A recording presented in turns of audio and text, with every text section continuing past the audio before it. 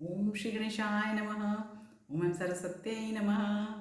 ओम श्री सद्गुरुदेवेभ्यो नमः। सर्वे देवेभ्यो नमः। ओम नमः शिवाय। आज फिर से शिव पुराण का रुद्र संहिता पार्वती खंड का 29वें अध्याय का, वैसे तो दूसरे दिन, पर यहाँ पे मैं चतुर्थ भाग आपको बता रही हूँ क्योंकि 29वां अध्याय जो है उसमें 42 श्लोक्स है। तो मैंने कल तक आपको 31 श्लोक्स तो बता दिए हैं, आज मैं 11 श्लोक बताऊंगी। सुनते रहें, शेयर करते रहें। यहाँ पे एक साथ 32 से 35 चार श्लोक पठन और फिर अर्थ पठन बताऊंगी।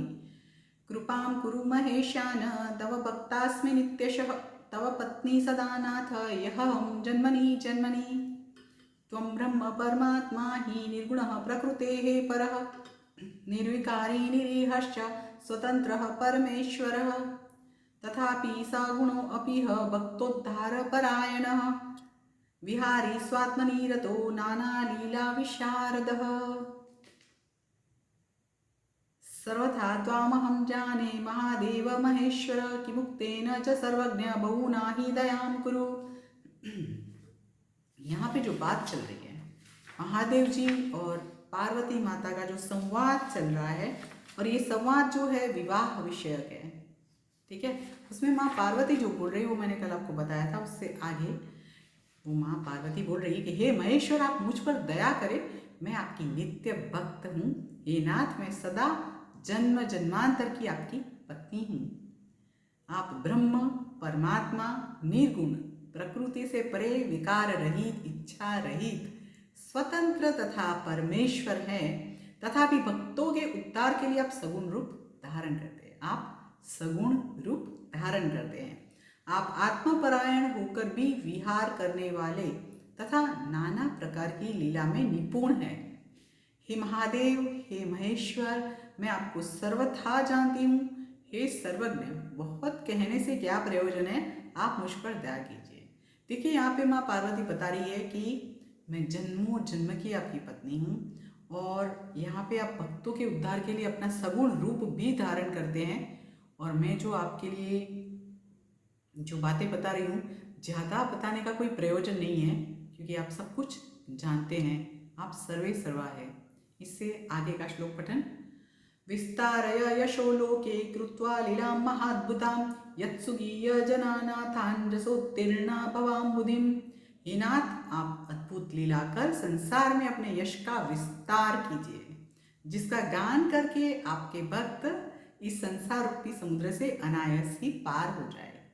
देखिए, संसार का जो समुद्र है वो अनायास पास होना, इसका मतलब है कि महादेव जी की, शिव जी की कृपा। और हम सभी यही सोचकर आते हैं, जगत में रहते हैं कि चलो संसार समुद्र जो है अच्छे से पास हो जाए, क्योंकि समुद्र में तो चढ़ाव उतार आता है, कभी भरती आती है, कभी भरती ओट आती है। तो हम लोग का जीवन वैसे ही चलता है, पर संसार रूपी समुद्र जो है वो पार करना कठिन भी नहीं है और आसान भी नहीं है, ठीक है। चलिए इससे आगे ब्रह्मा जी बता रहे हैं। ब्रह्मोवाच इत्येव मुक्त्वा गिरिजा सुप्रणम्य पुनः पुनः, वीरराम महेशानं नतस्कंधाकृतांजलि। ब्रह्मा जी बोले, इस प्रकार कहकर गिरिजा शंकर जी को, गिरिजा यानी पार्वती माता, शिवा महादेव जी को, शंकर जी को बारंबार हाथ जोड़कर, सिर झुकाकर प्रणाम करके मौन हो गई। इत्येव मुक्तः स तया महात्मा महेश्वरो लोकविडम्बनाय, तथेति मत्वा प्रहसन् बभूव उदान्वितः कर्तुमनः तदेव। पार्वती ने जब इस प्रकार कहा, तब लोक विडंबना के निमित्त शंकर जी ने हंसते हुए प्रसन्न होकर ऐसा ही होगा यह कहकर वे वैसा करने के लिए उद्यत हो गए। ततो यन्तः हितशंभुः बभूव सुप्रहर्षितः, कैलासं प्रययौ काल्या वीरहाकृष्टमानसः।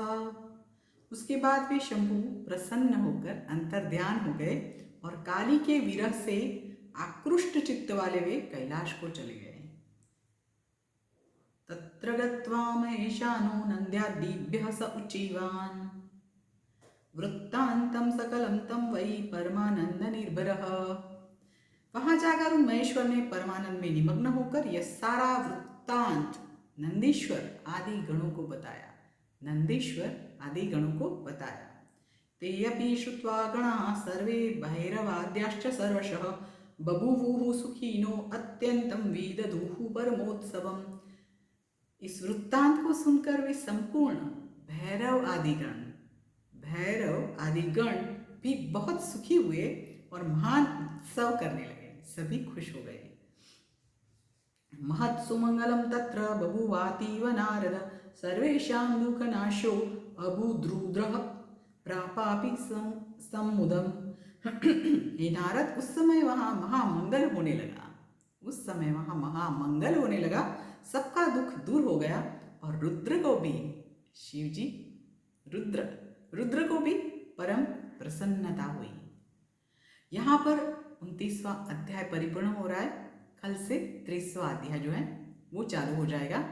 ठीक है, मेरा प्रयत्न रहेगा कि थोड़ा फास्ट कवर अप करूं, क्योंकि बीच में बहुत गैप आ जाता है and I don't wish that. Okay, इति श्री शिव महापुराणे द्वितीयायां रुद्र संहितायां तृतीय पार्वती खंडे शिव